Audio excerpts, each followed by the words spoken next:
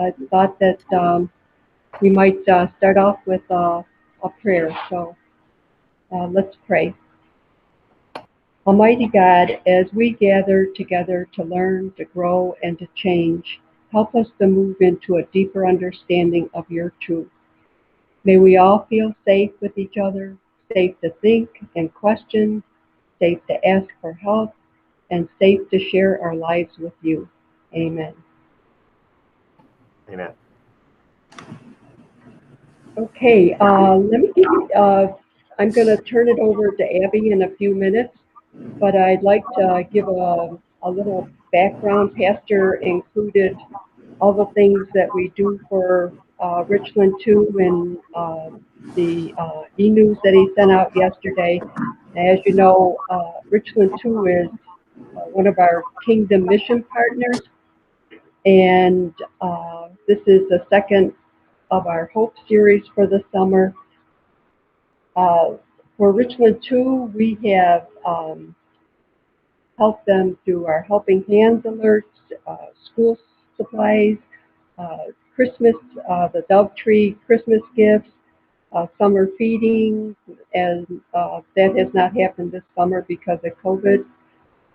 Student mentors, we have a reading program that we started to participate in, where first through third grade, you can pick a school, elementary school, and read to the children, and then our backpack program. So so far, we started this backpack program in 2011, and so if you equate each week, there's 18 items that go into a bag, and that's times 50 bags that we pack for, which equals 900 a week, 31,500 a school year, and the 9 years that we participated, that's 283,500 items. And then the dollar amount would equate, because we figure about each bag is roughly about $9. That equates for the 9 years, $141,750. So it's been a very rewarding ministry for us, participating with our congregation members, and the stuff of us is community joint effort. This year, I don't know if we're going to be able to do it. The other thing that we're involved in is NERMA, which is the Northeast Richland Ministerial Alliance, that they hold meetings maybe 3-4 times a year, and that includes like all different faith organizations. And they Richland 2 reaches out to these organizations to help them in their endeavors. So I don't know, Pastor, do you want to add anything to that? No, I think that's pretty complete. We'll get to Abby here. The one thing maybe didn't mention was that y'all are aware that when we, with our road widening money, and we immediately wanted to do a tithe of that, and after all of our house gatherings, the prayer was to help youth at risk in our community, and so we established the funds to go to Palmetto Place, the Richland 2 Social Work Department, and the Lutheran Services at Carolinas for the traditional foster care. So for Richland 2, we were able to set up a separate bank account that Abby has access to, and her social workers through Abby, to help students who are very sort of in dire circumstances, and there's no resources for them that might be, available elsewise. And so that I think it's the Richland 2 Youth Assistance Account, and so that's available, and hopefully will be enough money there for 3 or 4 years. Okay, Abby, I'll turn it over to you now. All right, good morning. So I am coming to you from a hotel room in Chimney Rock, North Carolina. My husband and I just decided to get away for a very quick couple of nights, and we have learned that the walls are paper thin. So if you hear some background noise, we had some neighbors that seem to not get along very well sometimes. So you'll have to excuse that. So again, my name is Abby Cobb. I'm the lead social worker for Richland School District 2. And I'm just thankful for the opportunity to come and speak to you guys about Richland 2 and our partnership.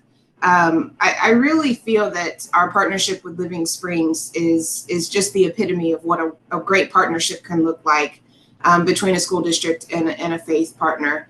And you guys have really been and continue to be a role model for our community of how we can serve together and we can, work together to be mutually beneficial to meet the needs of our students and our families and our community. So just kudos to you guys for continuing to lead that charge and being a role model in our community. I'm so thankful for you, and seeing Karen and in her purple all the time and Pastor Eric, it's just a true pleasure. So again, thank you to everybody for all that you do to support us. And Karen, I'm going to just ask real quick, you want me to just kind of recap some of the stuff that was highlighted in the video? Yeah, and maybe touch base on the need for that organization that isn't able to supply the 200 bags. Okay, sure.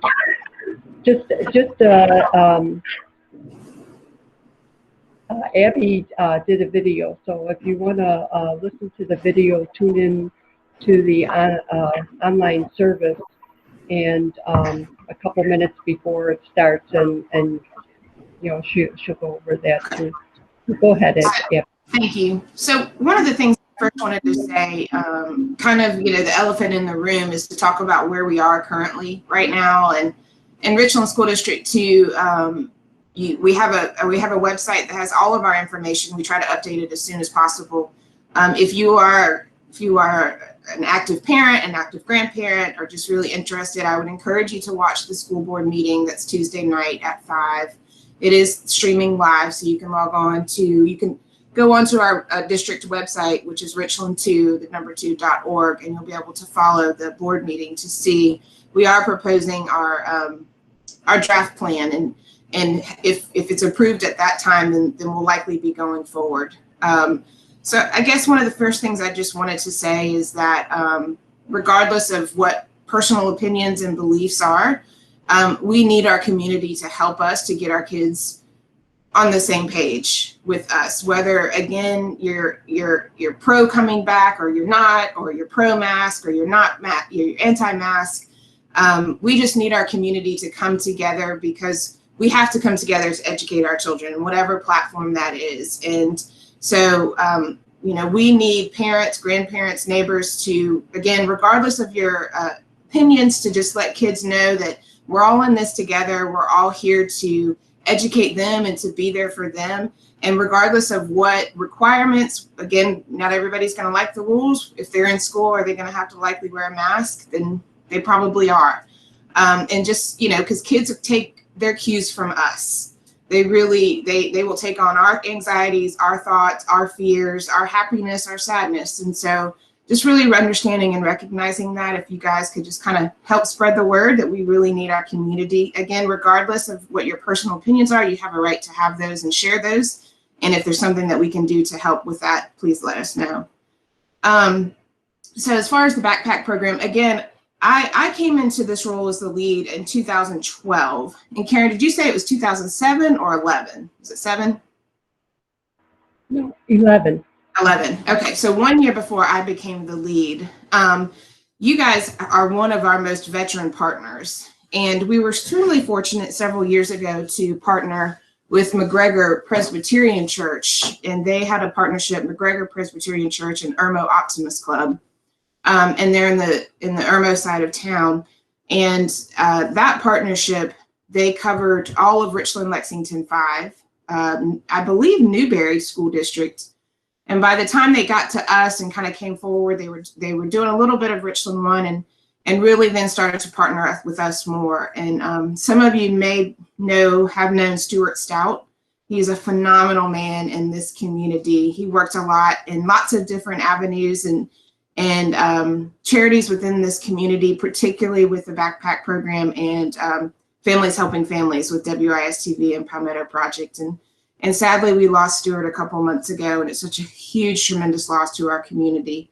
But he himself was really just leading the charge. Of course, he had volunteers and help, but they were providing us with about 200 kids per week for our backpack program. And Stuart would go do all the shopping and deliver it to us, and then we would pack it ourselves. We actually have a really great program with some of our students in our transitions program. And so they were able to, it was a really good, they were able to incorporate that into their classroom lessons. And they would pack it for us, and then we were able to distribute it to our schools. And prior to all, unfortunately, of Stuart's passing, they have decided they are no longer able to sponsor us. So I was looking for 8 schools that need a sponsorship. Again, that was about 200 kids per week. And I am extremely thankful. I have identified 4 partners, and they're all faith partners. So right now I have 4 schools, and I would say one particular school, Westwood High School, they are my greatest need. We were through the previous with McGregor Presbyterian Church, they were providing 40 bags a week for just that one school. But Melissa, the school social worker there, was supplementing, with multiple other resources. And I think prior to school closure, she was serving about 80 bags per week. So that is certainly my greatest location need is Westwood High School. And kind of what's happened over the last several months because of COVID and taking on new partnerships, I know is super challenging for particularly our faith partners. A lot of the volunteers and individuals who really help are they themselves at high risk. And so we recognize that, and we've been able to, these new partners that we're taking on are actually going to be just making, are making financial donations. And I'm going to figure out on my end how we're going to go do the shopping and the packing and that kind of thing. If we are completely virtual, the packing can become a little bit tricky because I'm not sure that I can get the students in the transition program to come in and help. But one way or another, we'll figure it out. We're extremely fortunate. We do have grant money. So even if those 4 other schools do not find a partnership, I do have grant money that I'm going to be able to utilize.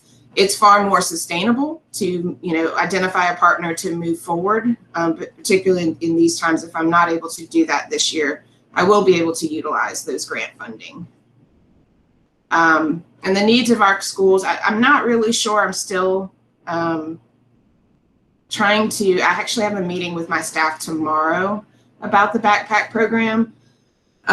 Usually the way things are handled, like Rice Creek, I think Rice Creek and Joseph Keels is who you guys sponsor, right?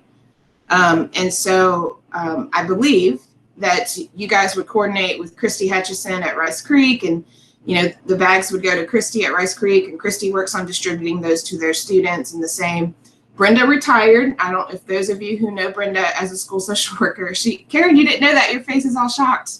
Oh, I'm so sorry. Yes, Brenda has retired to full-time Nana. And she is extremely excited and thankful. And but you're gonna love the new person. I promise. I lost track of my thoughts. Oh, so as far as right now, the way previously the bags would go to the school and then we would distribute the bags. And so I need to talk with my staff to figure out what we're going to do at the start of school if we do start off completely virtual. When school closed in March and throughout the rest of the year, March through May, pretty much functioned out of our district pantry. And we had a spot at the R2I2 location building. And I just kind of had the food come there.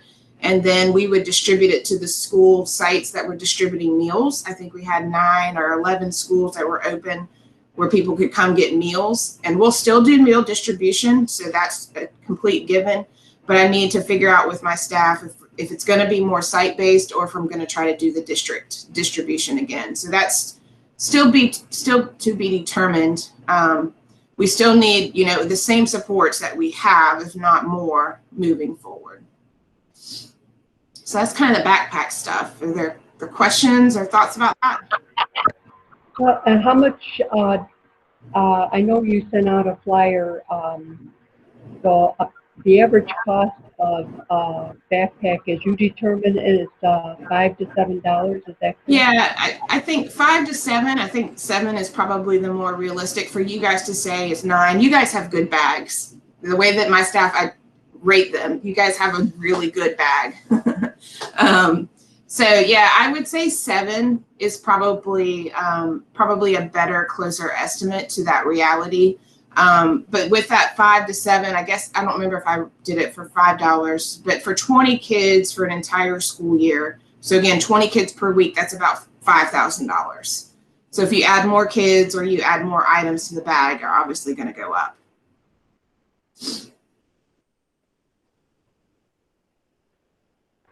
Does anybody else have any questions on the backpack program? I have a question. I wonder if you could say, like, how many schools are in Richland too, and what percentage of children are in poverty, and sort of what you're aiming at when you have something like backpack. So we always say, well, I'm going to paraphrase. We have like, I think it's 40 something schools and programs, because we have a lot of magnet programs in Richland too, and many of those count as a separate entity. But we have 5 high schools, we have 7 middle schools, and 20 elementary schools. So and an alternative school. So we have a lot of schools. All of those schools have a school social worker. Each one of the high schools have a full-time. Everybody else shares. As a district, we are right at about 50% free and reduced lunch rate. And they've changed the way that they are. It's now called, free and reduced lunch rate still exists. That's a federal program to determine if you are eligible to receive free breakfast and lunch or at a reduced rate. There's now categorically, it's now called Pupils in Poverty, PIP. And it takes a little bit different consideration, additional considerations. And I'm not prepared to tell you fully what those are, but right at about district-wide, we're about 50% free and reduced lunch rate, and a little bit higher for pupils in poverty. Now, what's, I think, interesting about Richland School District 2 is the needs of our district vary drastically.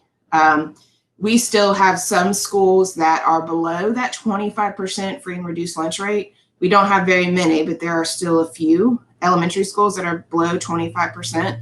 And we have several schools that are above 75% free and reduced lunch rate. Several of the schools you guys again sponsor: Joseph Keels, Condor, Windsor, Jackson Creek. There might be one more.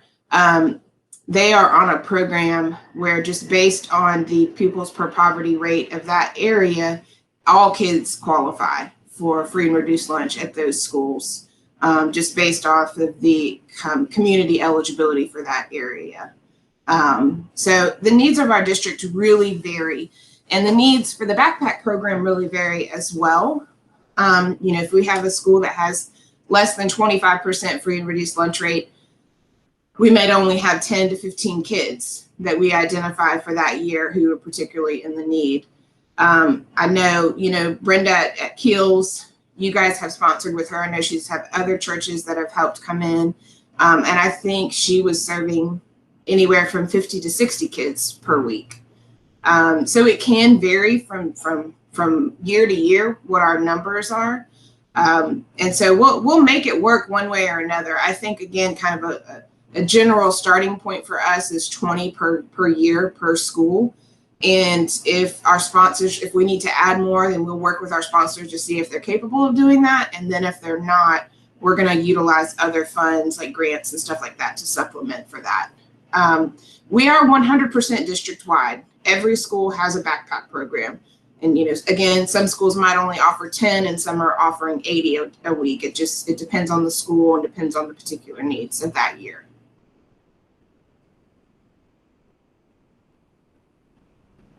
Does anybody else have any questions?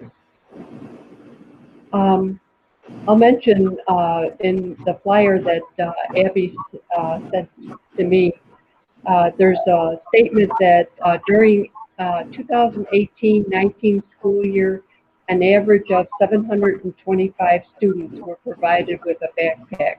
So that number is pretty amazing. So I do have a question, Karen. Go ahead. Hey, Abby. Hi. Good to see you. So I know this is mainly about on the backpack project. However, my concern or my instant help button says that if the district decides that virtual is the way they're going to go, what is the biggest challenge as a social worker you guys face that you're going to need help with if that becomes reality again? It's a really good question. Is there all of the above category? You know, I think the two biggest things, I mean, it's just kind of what everybody is talking about, and there's no dispute. I don't think anybody denies that being virtual, our most at-risk kids are going to continue to be at the most at risk, and the social emotional needs of our kids. And so we are really working hard to try to come up with a much more structured plan of how we're going to address the social emotional needs of our kids if they are virtual. You know, what happened from March through May was just a crisis response, and our staff did an amazing job. I think they did an A+ job, and they worked really, really hard to help meet the needs of those kids, but we'll be far more structured in doing so. I did have a church who his children's ministry, I think it's more high school age youth ministry, reached out and they want to do something, but they were trying to figure out how they could do that in a virtual platform. And, you know, right now doing food drives, maybe that's not what people are interested in doing. And so I did make the suggestion of, you know, what about, I think about like videos of positivity. Is there ways that we can spread joy and love and encouragement virtually? I think of our students and I think of our staff. This is going to be such an unbelievably challenging year for teachers and staff. And there's so much in the media right now, which is one of the reasons I had to step away. I just needed to step away from media and social media to just kind of be able to cut that off. And so is there a way to provide some virtual support, some virtual love, words of encouragement, whether it's virtually, whether it's, you know, if you guys are comfortable doing so, sending muffins or something like that to the school. So I think about that aspect of it, but then for the kids, and I made the suggestion of, you know, what if there was a way of sharing, you know, positive videos, and we could somehow try to get those out to our kids. Activities that your children, your grandchildren, your children and your ministries are doing that they find helpful and useful. And those are things that we might be able to spread to help get to the social emotional needs of our kids. And then as far as the basic needs of our students, that's going to continue to be, you know, obviously an issue, whether it's meeting the hunger needs, it's meeting the other needs, such as housing or utility assistance, just random things like, you know, your car breaks down. I think all of that's going to be super heightened as it continues to be now. So just continuing, I think one thing is transportation continues to be one of the biggest barriers on the northeast side of town. Transportation and childcare are pretty much the two biggest barriers for families on our side of town. And so I'm not really sure what we can do to address that. Childcare is certainly going to be a major issue if we are completely virtual, if we go to a hybrid model of, you know, some days you're in school and some days you're not. So it's a very overarching thing. So I don't have a very specific strategy to tell you, but those are kind of just thinking about the social emotional needs of our students and our staff and how we can support them, as well as continuing to address those basic needs. Thank you. Abby, I got maybe three questions if I can think of them at the time. How many? We keep hearing the number of students that, you know, like are completely disconnected, and in the state there were tens of thousands. How many in Richland too? How many students do you think were? We've narrowed it down to probably a little over 100, and our guess is that most of those kids have just moved. Right. You know, we've just been unsuccessful in getting in touch with anybody, but we are right at about 100.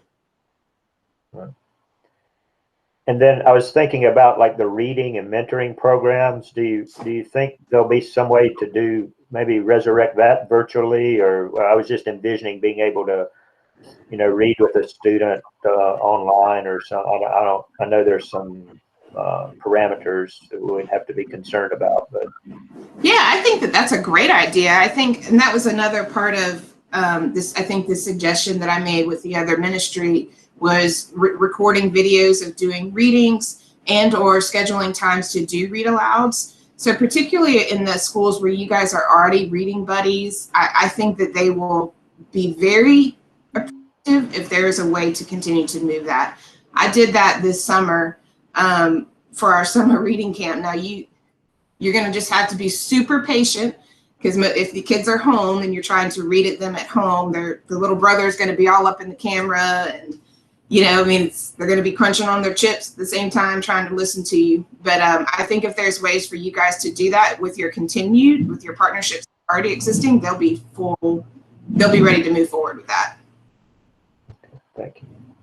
And then my third question was about, particularly with the partnership and the fund we set up, that was particularly targeting like our unaccompanied teens who don't have family. Or could you just share with the group maybe what we think that number is in the district, and what's happening in that particular population right now? You know, it's been a really interesting since closure of March and on, and this has happened not just with us, but across our community, across our city, across our state. The number of newly identified homeless students and families actually reduced. And it's been a very interesting concept that we've all been trying to kind of wrap our heads around of where did they go? I mean, even street homeless individuals seem to get off the streets and find a place, because there was a lot of outreach through, you know, Oliver Gospel Mission and Mercy, and lots of other homeless serving agencies that do street outreach. And so it was just a really interesting phenomenon of these individuals seem to bunker down and we're staying. And we've seen in the last month, probably in my work with our homeless serving agencies, they've talked about they're starting to come about more and seeking more services. And so we didn't really use that fund as much as I thought we would have, particularly in the spring. Springtime would be likely the time that we would be for our kids who are trying to get out of high school, or who are getting out of high school or going to college and that kind of thing. The homeless, unaccompanied youth homeless population are individuals who are not living with their parents or guardians for a wide variety of reasons. Just in my experience, this is a very big overgeneralization, but a lot of times what we find is that there are family systems that are pretty dysfunctional for a lot of reasons, and either the child is no longer willing to live in that situation, and or the family or the parent or the guardian, boyfriend, girlfriend say that they can no longer live there. And they do a lot of what we call couch surfing and going from one location to the next. And what we saw was a lot of those kids who were couch surfing were able to, whether it was temporarily, go back to their family or find some place with a little bit more stability to stay. But the fund that you guys have offered us, I know that we did particularly have a student who was applying for college and needed, I think it was the dorm deposit. And those are just not things that there's a lot of assistance out for there. And so we were able to utilize that to ensure that that student was able to secure their spot for housing. There was another young man who he's one of our babies. We say that with love and endearment. And he has really struggled for the last couple of years and residing in a shelter, and even a long-term shelter just did not work well for him. And that's a lot of what we see when we all know 18, 19, 20-year-olds, they can be particularly challenging. And so this young man really struggled residing in different shelters. And so we were trying to get him into his own housing. And so I know that that was one of the areas that we were planning to utilize that money, but due to Corona and go ahead. Excuse me, sorry guys. Corona and all of that, he was not able to move into his own housing. So we'll be looking into see if we can help him. Yes, please. If we can help him kind of move forward here once things settle down a little bit for him. But yeah, that fund is super helpful. I'm very humble that you guys are willing to put that trust forward to let us be able to really help those needs, because those kids, there's just not, it's a gap in service of providing funds to help them, whether it's move into their own housing or, again, you know, applying for college. I mean, I'm sure most of us have been in that situation at one way or another and know how expensive it is, or the first time you go to buy a car and you realize that, oh my gosh, I have to pay for car insurance too, or just to turn your utilities on, you have to pay a deposit. So that fund is really going to be helpful and is helpful for us to use for those kiddos, young adults. It's just a lot of stuff that we take for granted. There was I don't know exactly all the details, so Abby, correct me if I'm wrong, but there was one young person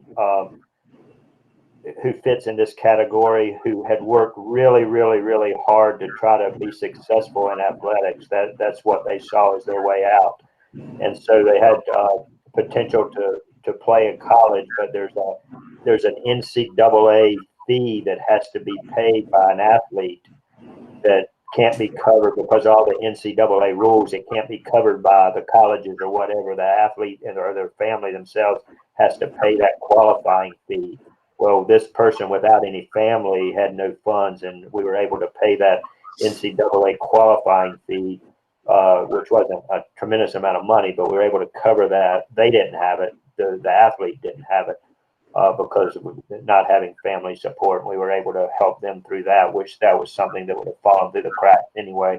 They wouldn't have even been able to qualify to get into the athletic program at their college. So that's you know, just this little stuff you don't think about that families normally cover for their kids. So It's my absolute favorite age group to work with. Before becoming the lead social worker, I worked at one elementary school and the high school, but this age group is really an extraordinary group to work with. And I think that we take for granted when you have a family system, or you have family support that's even adequate. I don't mean to diminish that or make that sound negative, but even if you have an adequate level of family support, there are just things that you don't think about.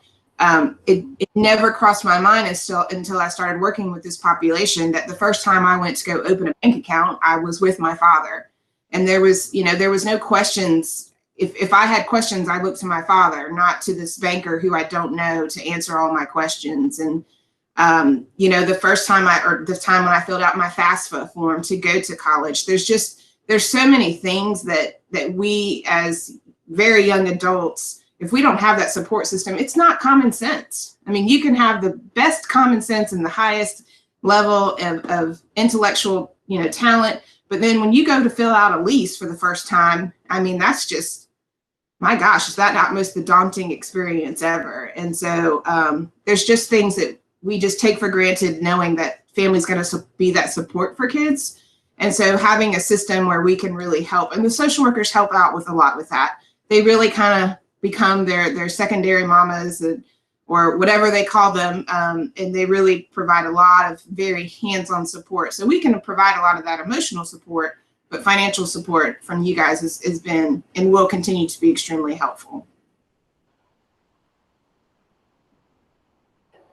I was with a young adult last week, and she had completed college. She has a lot of family support. Was a gymnast and really successful, but she had gotten her first job and had to fill out her W-2 form, and they're even more complicated than we were when we were young. And she said, I had no idea how to do this. Nobody ever taught me in school anywhere else. It was even brought up how to do a W-2 form, and she had to get on the phone with her dad, who was 3 states away, and walk through that. And if you don't have family, that was another case where her dad, family helped her do a W-2 form that she had no idea how to complete. Or who do you call when you get your paycheck for the first time and you're like, who's this FICA person and why do they have all my money? Who do you call for that?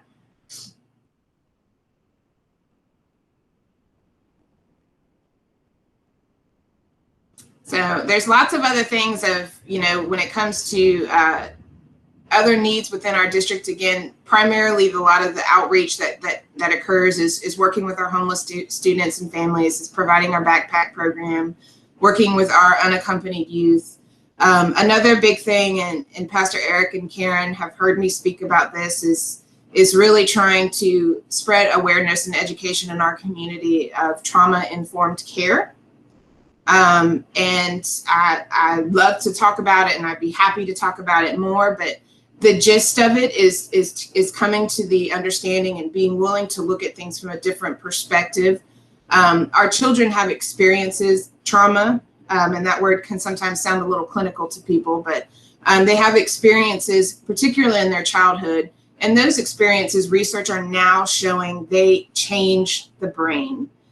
They have an impact on the child's development. And so when you have a kid who seems to be really reactive, you know, the example of walking down the hall and somebody bumps their shoulder and they immediately are ready to fight, or they're very reactive. Research is showing us that a lot of that could actually be due to trauma that they've experienced as a child, and it has changed their brain. It's an extraordinary field of study. It really helps us to try to understand kids and their experiences and how it impacts them, which is obviously extremely important when you're working with children in the classroom setting. And it's extremely important in the time when we're in right now, and how we really need to continue to focus on building relationships with our kids. And this is an area I am concerned about. If we do start off virtually, is how are we going to build that strong rapport with our kids? And most teachers are going to be great at it, but for some, it's going to be a struggle. And those are things they're going to have to really work hard at, because those relationships are our essential component to children being successful in school and in all avenues. And so that trauma-informed care really helps us look at things from a perspective of, instead of what is wrong with you, it helps us look at the perspective of what has happened to you. And there's a reason why their behavior is. It's not that something's wrong, it's that something has happened. And that statement, I heard that statement well after graduate school, well after college, and that statement of what is wrong with you versus what has happened to you has changed my entire outlook at life. I just think if we were to just, that simple statement, I mean, it's so simple. If we were to just utilize that, even when we're in the checkout line at Walmart, or even, you know, if we're in a fast food restaurant and somebody's, you know, being super nasty or whatever, in every interaction that we have, more times than not, if somebody's being reactive and negative and mean and hurtful, it's not a personal thing directed at you. It's something has happened. Something has happened that they, whatever it is, they're reacting the way that they have. And so just, that's a good way for me to kind of wrap things up and just let you know that if you guys want to learn more about that, I'm happy to do so. We are working as a district to try to increase the education and knowledge of our students and our faculty and our staff. And if any of you read the Accelerate Ed task force recommendations to the Department of Education, and post Department of Education's reopening plan, that trauma-informed care was a big, they talked about that a lot. So those are things that we're going to try to continue to increase education and awareness. Okay, not to the left. Abby, in your, I'm sorry, Karen, say that again. in your video, you mentioned a mentorship program for 8 to 12-year-olds. Yes. You just have like about five more minutes. So could you just touch base on that a little bit? Yeah, sure. So our superintendent, Dr. Baron Davis, is a huge proponent of mentorships. He has a school counseling background and understands, again, that need for those relationships, that those are an essential component for our kids being successful. And so the original plan was that we were going to kick off the start of this school year with a new mentoring program where we focus on eventually trying to get a mentor for every child in 8th grade, and they would stay with that mentor until 12th grade.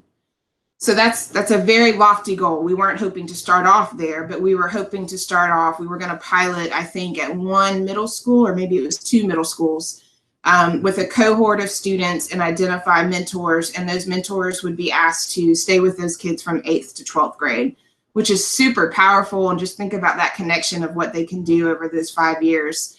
And we would provide training. We would provide some just continuing to stay on top of things, stay connected with those mentors. We have kind of like a curriculum, so to speak, like a guide to help understand kind of what are some of the things that they should be talking about, be addressing. And the mentorship, this particular mentorship would be focused on having one face-to-face contact with a kid at school. So we would make the platform for you to come have lunch with them, come, get and read a book with them. If it were during, I don't know, the 8th grade has recess anymore, so I guess that's not really the case. But just come and spend some time with them. And that's kind of what we were hoping. And then other forms of communication, obviously, like telephone and email and just doing contacts with them. I did talk to Dr. Otasha Morgan. She is our lead school counselor. So she's my counterpart over school counselors. And I told her that I was going to be sharing that with you guys. And she was full force, yes, please share. But we're probably looking more towards shooting for plans for spring. So if it's something that you guys are interested in, feel free to email me, reach out to me, and we can kind of keep you up to date. Obviously, things are being pushed back a bit. We are still planning to move forward.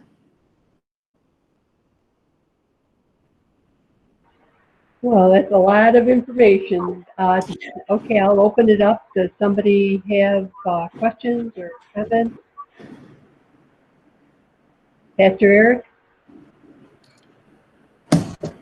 No, just to express our appreciation to Abby again. If you ever doubt the dedication of the professionals, particularly any of the educators, but our social workers, I mean, here's somebody in charge of social work for the entire district and is willing to take an hour while they're, the one weekend they had to be away with their husband from a hotel room to talk to 24 people in a Sunday school class. So that's a pretty amazing sign of that dedication. And we can follow up with any questions or other details. Abby's temple talk that she recorded, Lisa's going to start at starting about 9:55. So it's the first part of the worship service. So you'll want to go ahead and transfer over and log on there at that time. But we give thanks to Abby and all of you for the ways you're supporting our young people in the school district. There's no way to have a greater impact on a life or society than the things you do to help a student. So we might close with prayer. The Lord be with you. Also with you. Almighty God, as we gather here in this safe space, we think of all our youth and children in our community who are struggling under normal circumstances, but even more under this time of pandemic and unrest in our society.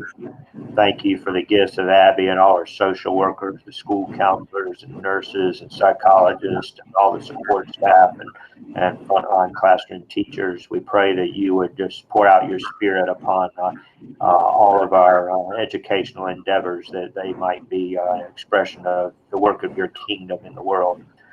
Bless us as we prepare for another school year in whatever shape it takes. Guide our leaders with your wisdom to know what is best for our students and educators, and best for all the families that are going through these days. We lift up all these things that we have discussed this morning for your glory and for your help and for your guidance. In Jesus' name we pray. Amen. Amen. Thank you. Thank you, everybody. Have a great day.